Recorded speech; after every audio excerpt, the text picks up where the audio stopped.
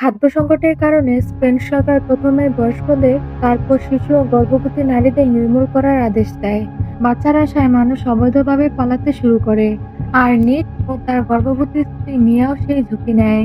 একজন এজেন্টের সাহায্যে তারা রাতে একটি কন্টেইনারে লুকিয়ে পড়ে, যেখানে আগে থেকে অনেক নারী ও শিশু ছিল। শ্বাস নেওয়ার জন্য একজন ছোট্ট একটি ছিদ্র করে, আর সেই ফাঁক দিয়ে তারা বাইরের নিষ্ঠুর পৃথিবী দেখতে পায়। রাস্তার মানুষ প্রতিবাদ করছিল, কিন্তু পুলিশ তাদের নির্মমভাবে দমন করছিল এবং গর্ভবতী নারী ও শিশুদের ধরে নিয়ে যাচ্ছিল। এই ভয়ঙ্কর দৃশ্য দেখে সবাই বুঝে যায় পালানোই তাদের একমাত্র উপায়। এই অবস্থাতেও নিক মিয়াকে একটি ছোট চকলেট দেয়, যা ছিল অন্ধকারের মাঝে এক টুকরো ভালোবাসা। হঠাৎ করে কন্টেইনারে আরো লোক ঢুকানো শুরু হয়, আর ভিড় ভয়ঙ্করভাবে বেড়ে যায়। পরিস্থিতি সামলাতে এক টাকমাথা লোক গুলি চালিয়ে সবাইকে চুপ করায় এবং অন্য ট্রাকে ওঠার নির্দেশ দেয়। এই বিশৃঙ্খলার মধ্যে নিক বাইরে আটকে যায় এবং আর কন্টেইনারে ঢুকতে পারে না। মিয়া একা হয়ে পড়ে এবং অসহায়ের মতো ছোট ছিদ্র দিয়ে বাইরে তাকিয়ে থাকে। সে দেখে নিক 107 নম্বর লেখা একটি সবুজ কন্টেইনারে উঠে যাচ্ছে। তারা ফোনে শেষবারের মতো কথা বলে, যেখানে নিক ফিরে আসার প্রতিশ্রুতি দেয় এবং কাউকে বিশ্বাস করতে না বলে। এরপর ট্রাকটি একটি চেকপয়েন্টে থামে এবং সেনাবাহিনী কন্টেইনার তল্লাশি শুরু করে।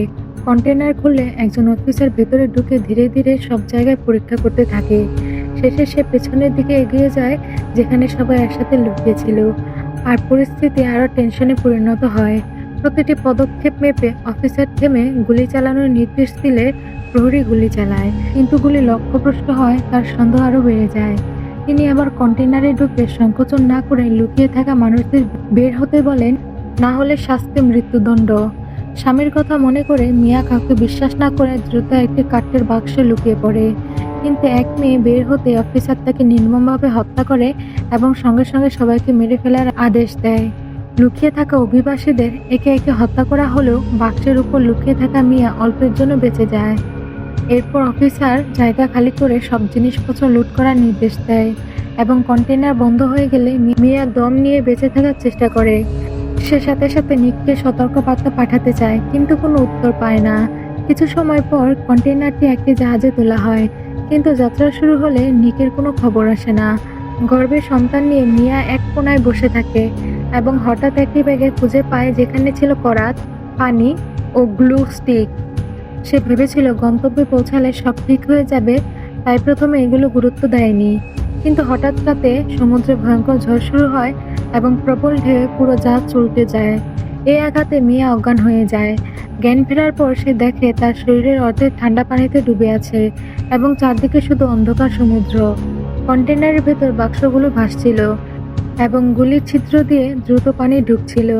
পরিস্থিতি বুঝে মিয়া দ্রুত নড়ে চড়ে বসে এবং কিছু করার সিদ্ধান্ত নেয়। সে প্রথমে নিককে কল দিতে চায়, কিন্তু ফোন ভাঙা থাকায় আনলক করা সম্ভব হয় না।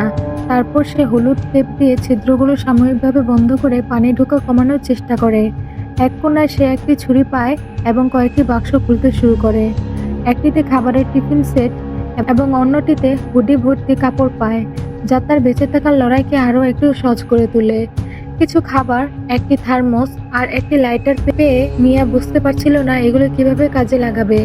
হঠাৎ তার পুরনো ফোনে নিকের কল আসে এবং জানা যায় দুর্ঘটনায় কন্টেইনার থেকে ছিটকে পড়ে সে বেঁচে গেছে। নিক তাকে শান্ত থাকতে বলে এবং প্রমিস করে যে সে যেভাবেই হোক তাকে বাঁচাবে, কিন্তু ফোনের ব্যাটারি শেষ হয়ে যায়। সেই রাতে প্রচণ্ড ঝড় শুরু হয় এবং মিয়ার প্রসব বেদনা উঠে যায়। অসহ্য যন্ত্রণার মধ্যে সে একা নিজের সন্তানের জন্ম দেয়, কিন্তু খাবার না থাকায় সে বাচ্চাকে দুধ খাওয়াতে পারছিল না। তাই তাকে বাঁচার জন্য দ্রুত বের হওয়ার উপায় খুঁজতে হয়। একটি ইলেকট্রনিক ড্রিল দিয়ে সে কন্টেইনার কাটার চেষ্টা করে, কিন্তু বাচ্চার কান্না তাকে বিভ্রান্ত করে। সে গান গেয়ে বাচ্চাকে শান্ত করার চেষ্টা করলেও কোনো লাভ হয় না। হঠাৎ ড্রিলের ব্যাটারি শেষ হয়ে যায় এবং সে আটকে পড়ে। হতাশায় সে জিনিসপত্র ভাঙতে শুরু করে এবং একটি ছুরি পায়, কিন্তু সেটাও যথেষ্ট শক্তিশালী ছিল না। দীর্ঘ চেষ্টায় তার হাত কেটে যায় এবং শরীর দুর্বল হয়ে পড়ে। ঠিক তখন বাইরে থেকে শব্দ শুনে সে দেখে একটি বিশাল তিমি পাশ দিয়ে যাচ্ছে। সে বাচ্চাকে এক হাতে ধরে অন্য হাতে আঘাত করে শব্দ করতে থাকে, যাতে তিমিটি সরে যায়। তিমিটি ধীরে ধীরে সরে গেলেও কন্টেইনারে পানি ঢোকা থামেনি। জলের স্তর বাড়তে থাকায় তার দ্রুত বের হওয়া জরুরি হয়ে পড়ে। ঠিক তখনই তার ছুরিটা ভেঙে যায় এবং ফোনও নষ্ট হয়ে যায়।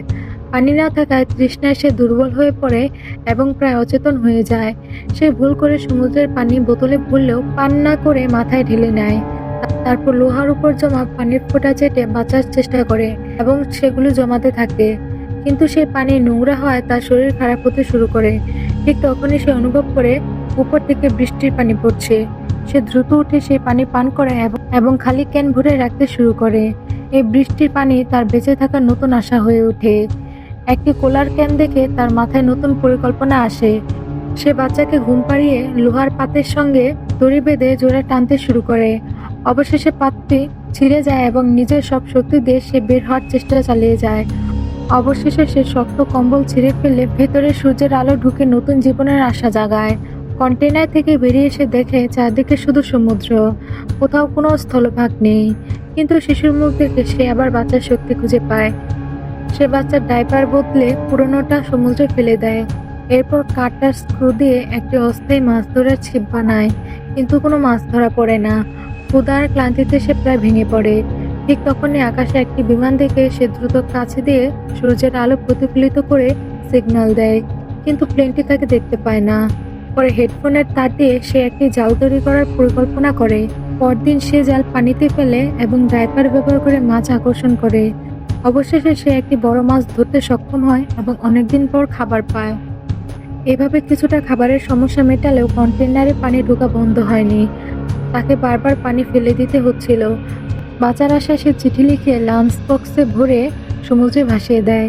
একাকিত্বে সে স্বামীর কথা ভাবতো এবং বাচ্চাকে গল্প শুনেও সময় কাটাতো। সে প্রতিজ্ঞা করে যতদিন বাঁচবে ততদিন লড়াই চালিয়ে যাবে। হঠাৎ এক রাতে তার স্বামীর ফোন আসে, কিন্তু সেটা ছিল শেষ বিদায়।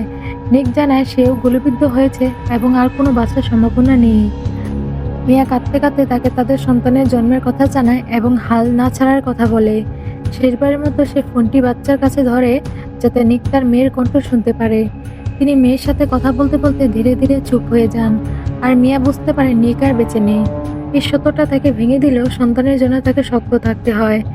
এদিকে কন্টেনারের ভেতরের পানির স্তর বিপজ্জনকভাবে বেড়ে যায় এবং ভেতরে থাকা অসম্ভব হয়ে পড়ে। বাধ্য হয়ে মা ও মেয়ে বাইরে চলে আসে। মিয়া স্পঞ্জ লাগানো লাঠিতে পানি শুষে তুলে তা ফুটিয়ে পানযোগ্য করার চেষ্টা করে। একদিকে বেঁচে থাকার লড়াই, অন্যদিকে সন্তানের যত্ন, দুটোই সে একসাথে সামলাতে থাকে। একদিন হঠাৎ একটি গাংচিল দেখে সে বুঝতে পারে স্থলভাগ কাছেই থাকতে পারে। আশা ফিরে পেয়ে সে সারা রাত জেগে একটি অস্থায়ী পাল তৈরি করে। কিন্তু হঠাৎ পানির চাপে কন্টেনার ভেঙে যায় এবং দ্রুত পানি ঢুকতে শুরু করে। সময় খুব কম থাকায় সে ফুটো বন্ধ করতে পানিতে ঝাঁপ দেয়, কিন্তু তার পা নিচের একটি দড়িতে আটকে যায়। সে ডুব দিয়ে দড়ি খোলার চেষ্টা করে, কিন্তু সেটা শক্তভাবে পেঁচিয়ে যায়। বারবার সে উপরে উঠে শ্বাস নেয় এবং আবার নিচে চেষ্টা করে। ঠিক তখনই কন্টেনার পুরোপুরি পানিতে ভরে যায়। শিশুকে রাখা ছোট কাঠের নৌকাটিও স্রোতে ভেসে যেতে থাকে। পরিস্থিতি সম্পূর্ণ নিয়ন্ত্রণের বাইরে চলে যায় এবং কন্টেনার ডুবে যায়।